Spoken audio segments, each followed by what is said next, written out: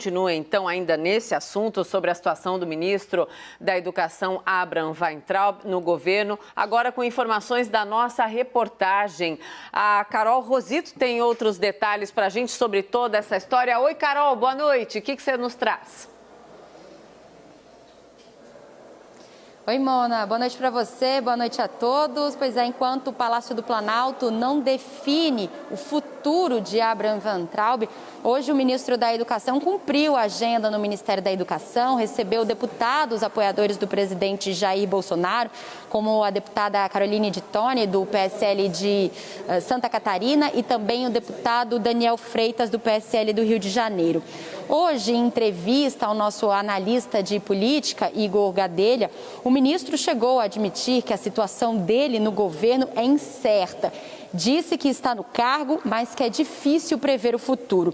No domingo, a gente lembra, de acordo com a apuração da reportagem da CNN, o presidente Jair Bolsonaro ficou bastante irritado com a presença do ministro da Educação naquele acampamento durante as manifestações pró-governo na esplanada dos ministérios.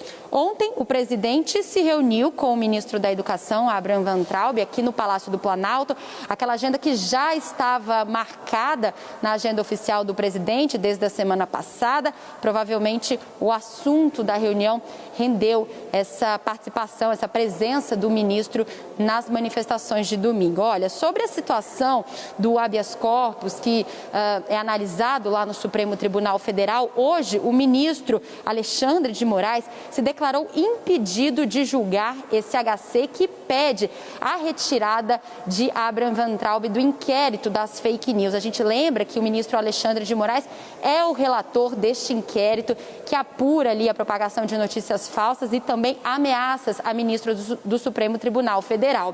Ontem, o STF já tinha formado maioria para manter Abraham Weintraub nessas investigações.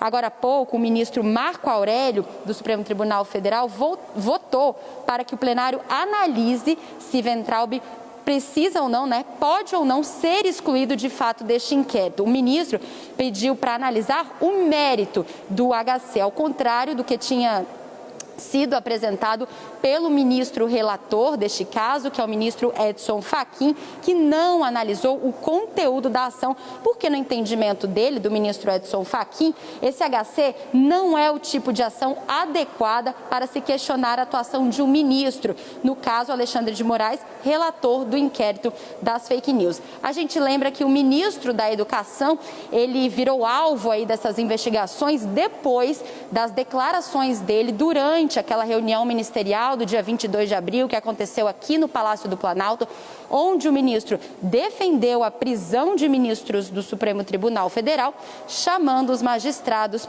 de vagabundos. Voltamos aos estúdios. Obrigada, Carol.